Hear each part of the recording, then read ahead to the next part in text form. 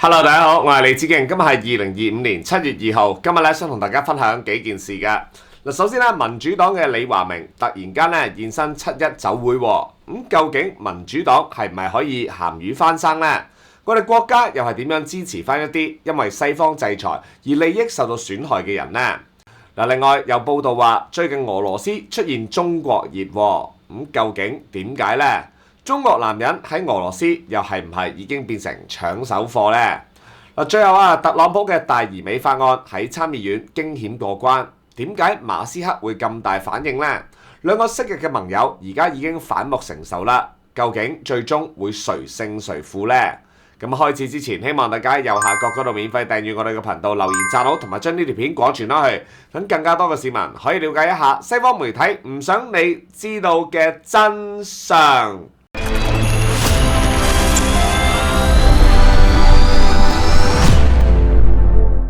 今年係香港回歸祖國嘅28週年啦，喺呢個重要嘅日子裏邊，香港社會上下都充滿咗熱烈嘅氣氛。回歸紀念活動一浪接一浪，全城一齊慶祝，好開心啊！過去28年啦，香港喺國家嘅大力支持之下，經歷咗前所未有嘅發展同埋進步，成功克服咗唔少挑戰，經濟持續繁榮穩定，社會更加和諧安定。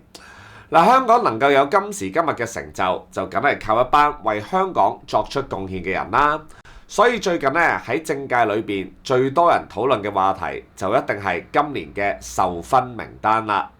今年嘅政府授勳名單一共有403人獲頒授勳同埋嘉許獎嘅。其中就包括咗9個法官得到金銀銅紫荊嘅星章，其中有5個更加係港區國安法嘅指定法官。分別係高浩文、杜麗冰、彭偉昌、李運騰、陳家信，顯示咗我哋中央政府對維護國家安全嘅高度肯定啊！值得一提嘅係，今次獲授勳裏邊有幾位都係被西方國家制裁嘅愛國人士，包括就係律政司司長林定國、前警務處處長蕭澤頤、國家安全委員會秘書長歐志光。林定國作為律政司司長，喺推動港區國安法方面立場堅定，積極執行法律工作，唔怕受到外國嘅無理制裁，繼續推動香港嘅法治精神。今次獲頒金紫荊星章，充分顯示咗國家對佢嘅高度肯定㗎。至於蕭澤頤就更加唔使講啦。佢喺鄧炳強局長入咗保安局之後，繼續帶領警隊嘅工作，堅決打擊軟對抗嘅活動，成功恢復社會嘅秩序。喺執法過程裏邊，更加顯示出高度嘅專業精神。受到外國嘅惡意制裁，今次獲頒授金紫荊星章，真係實至名歸啦。跟住仲有作為國家安全委員會秘書長嘅歐志光，佢就係負責全面落實國家安全政策，推動國安教育深入社會各階層嘅，去抵禦外國干預我哋香港內政嘅種種壓力，因而受到西方制裁，所以獲頒授銀紫荊星章，亦都係好應該㗎。除咗佢哋3個之外，特別值得留意嘅係香港警察今年都有41個人係獲獎嘅。雖然比起舊年少咗70%，但係仍然反映出警隊嘅傑出表現啦。另外亦都有10個立法會議員受勳，創咗今屆嘅新高。喺琴日嘅回歸啦，全香港就梗係有好多唔同嘅紀念活動啦。不過當中最重要嘅一場就一定要數到朝頭早喺會展舉行嘅升國旗儀式同埋慶祝酒會嘅。梓敬亦都有幸出席。前幾日社民連咪宣布解散嘅。有趣嘅係屬於泛民民主黨嘅前立法會議員李華明，琴日竟然有獲邀出席政府嘅7·1酒會喎，引發咗好多關注，係唔係民主黨依家可以鹹魚翻生呢？不過當被問到嘅時候，李華明就講到明自己係以個人身份獲邀嘅啫，同民主黨冇任何關係，更加割席話今年內民主黨就會清盤，所以相信今次係最後一次有民主黨黨員出席呢一個回歸酒會啦。其實李華明呢個舉動咪好咯，識時務者為俊傑。過去咁多年，泛民唔少政黨同埋人物就係由於唔願意融入建制，堅持錯誤嘅路線，結果一個又一個咁樣淡出政治舞台，甚至乎有啲激進嘅犯法嘅就要坐監。而李華明呢個睇得透嘅人，選擇順應時勢，唔知係咪就係最聰明嘅做法呢？嗱，事實上咧，我哋國家對於貢獻香港繁榮穩定嘅人士咧，一路都係唔會吝嗇去表揚嘅。就以今次授勳名單嚟睇亦都有咧喺華豐大廈火災裏邊英勇救人嘅2位英雄消防員都得到咧銅英勇勳章。咁國家同埋特區政府對於勇於奉獻同埋愛護香港嘅人咧，從來都係高度肯定嘅。泛民嘅人士之所以冇份，歸根究底就係因為佢哋一直冇真正為香港作出建設性嘅貢獻，甚至乎喺過去搞亂香港，阻礙社會穩定發展，所以依家咪好似社民連咁樣，一個一個被瓦解咯。依家李華明嘅方向其實就係為咗一班前泛民提供咗一個好好嘅示範啦。佢就係民主黨泛民出身嘅，但係依家識得順應時勢，融入建制。咁未來如果真係肯改革嘅泛民，係唔係都應該學習一下佢呢？又可以做翻一個堂堂正正嘅中國人，又可以繼續為香港嘅未來作出貢獻，何樂而不為呢？點都好啦，香港嘅未來一定係屬於真正熱愛香港、願意為香港同埋我哋國家發展作出貢獻嘅人嘅。西方國家無論點樣打壓，我哋都唔會屈服，亦都唔會驚。我哋國家自然會對面對西方打壓犧牲嘅人作出應有嘅肯定嘅。所以希望大家可以認清楚呢一點，繼續齊心協力，建設更加美好嘅香港啦。講完慶回歸嘅活動咧，跟住講下中國俄羅斯嘅關係啦。我哋國家嘅經濟科技發展真係勢不可擋。美國由於擔心自己嘅世界一哥地位受到挑戰，所以最近呢幾年成日打壓我哋國家，又制裁我哋官員，又向我哋嘅產品徵收關稅，又封殺我哋好似華為、中興呢啲科技企業，真係好離譜㗎。好在我哋中國人好嘢，你越打壓我哋越爭氣。最近我哋國家喺電動車、航拍機、手機、AI、科技發展等等唔同嘅範疇，已經超越晒嗰班西方國家啦。咁犀利，唔怪得知最近連俄羅斯都掀起一股中國熱，尤其係喺俄羅斯首都莫斯科，中國餐館最近變得好受歡迎。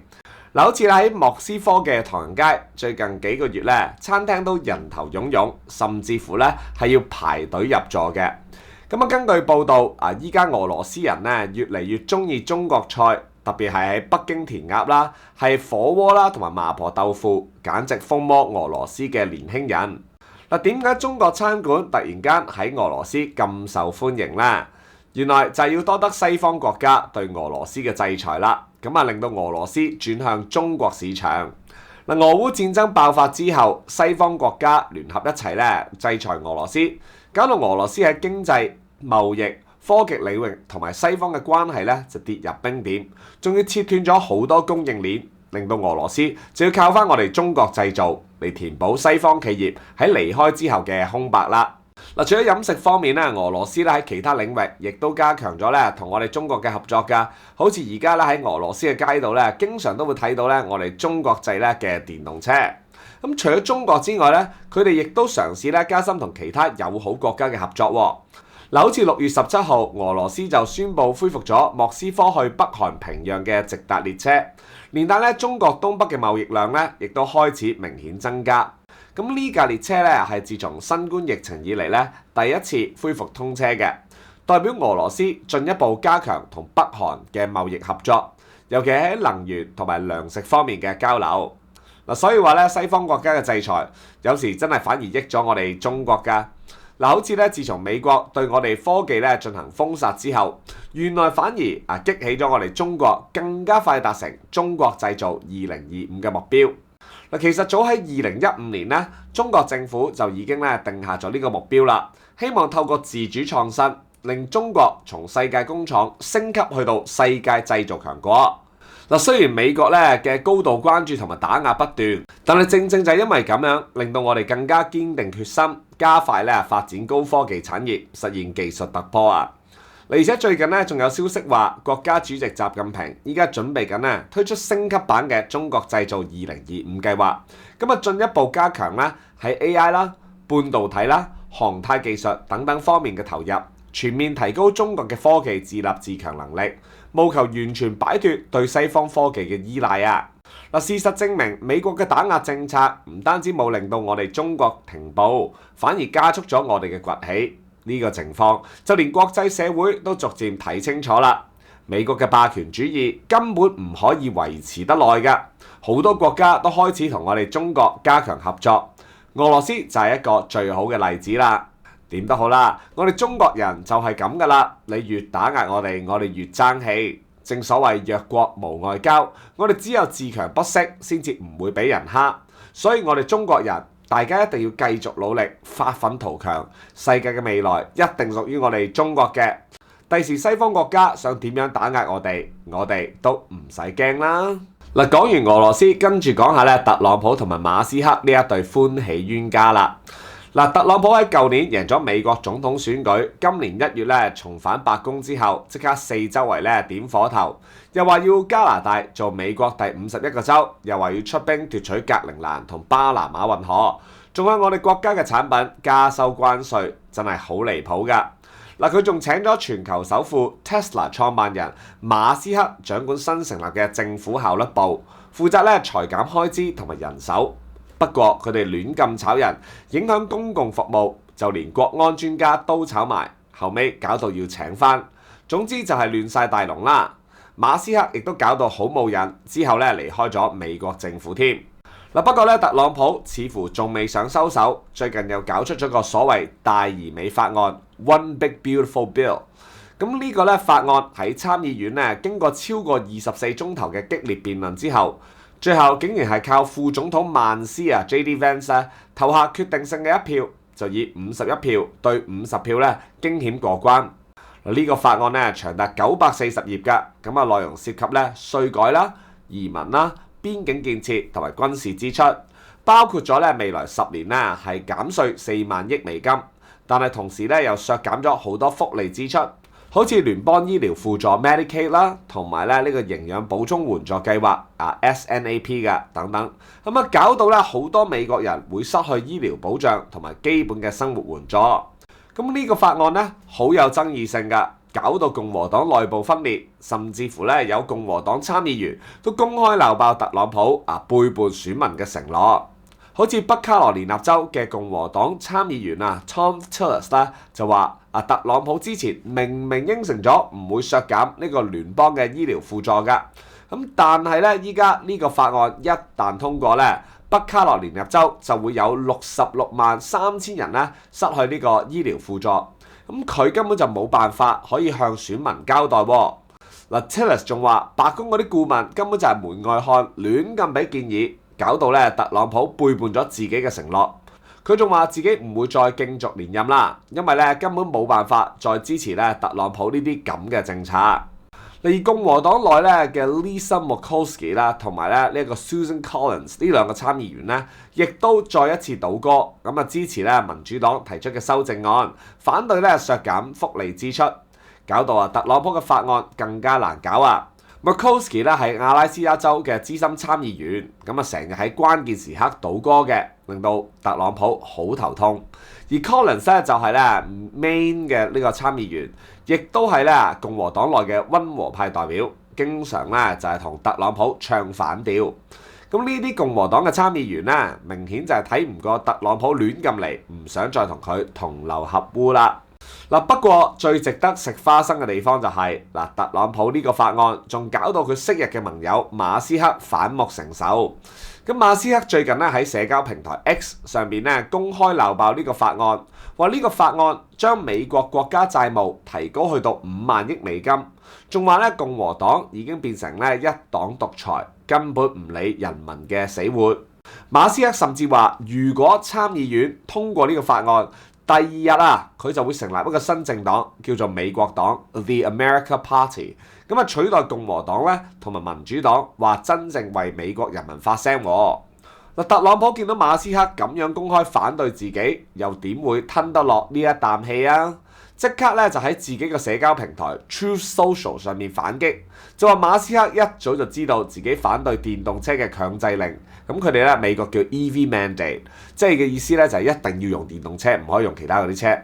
仲話咧馬斯克旗下嘅 Tesla 同埋 SpaceX 呢啲公司咧根本就攞咗好多政府嘅補貼同着數，如果冇呢啲補貼啊，馬斯克可能要返南非老家添啊！特朗普仲話咧要叫政府效率部啊，即係咧佢之前咧長官嗰個啦，好好檢視一下呢啲補貼，暗示咧隨時會削減甚至乎取消，幫聯邦政府慳翻一大筆錢喎。嗱，馬斯克聽到特朗普咁講，似乎咧又唔係好驚喎，一啲都唔示弱啊！嗱，佢即刻咧喺 X 上面回應，佢話佢嘅意思係依家即刻 cut 晒所有補貼啦。佢話 I'm literally saying cut it all now。咁啊，呢兩個昔日嘅盟友咧，依家已經變成公開嘅敵人，互相攻擊。所以你話美國政治幾咁得啖笑咧？嗱，其實咧特朗普呢個所謂大而美嘅法案咧，唔單止搞到共和黨內部分裂，仲搞到美國嘅國家債務大幅增加，福利大幅削減，根本就係禍國殃民嘅。嗱，特朗普之前仲話想喺7月4號美國獨立日之前通過呢個法案喎。但係依家咧睇嚟都好難啦，因為參議院共和黨人咧亦都有意見分歧，投票可能會膠着啊。點都好啦，睇完呢堆新聞，相信正常人都應該明白點解我哋香港要堅持愛國者治港啦。如果學美國政客咁樣日日互相攻擊、朝令夕改嘅話，香港一早就玩完啦。過去美國嘅國會有好多次就係因為黨派惡鬥陷入決策僵局，甚至乎出現過社會撕裂、政府停擺等等嘅情況，完全展示咗美國政治制度嘅嚴重問題。如果咁樣就叫做民主嘅話，呢啲民主真係唔要倒罷啦。嗱，我哋咧隆重向大家推介嚟緊咧7月份同埋咧8月份嘅2個青年交流團。嗱，佢哋分別咧係去河南省啊，同埋咧海南省嘅。嗱，河南嗰個團咧就會去鄭州、少林寺等等嘅地方，而海南嗰個咧就會去三亞、海口等等嘅喎。咁食住都非常好，仲會參觀當地嘅企業添，而且價錢仲好平，玩足6日5夜啊，每位只係1000幾蚊咋，所以真係好吸引㗎。嗱，不過由於今次活動係由民青局旗下嘅青年發展委員會咧係贊助嘅，所以咧都有個年齡嘅限制㗎。大家需要係35歲以下嘅香港永久居民，或者係喺香港讀緊書嘅朋友先至可以參加嘅。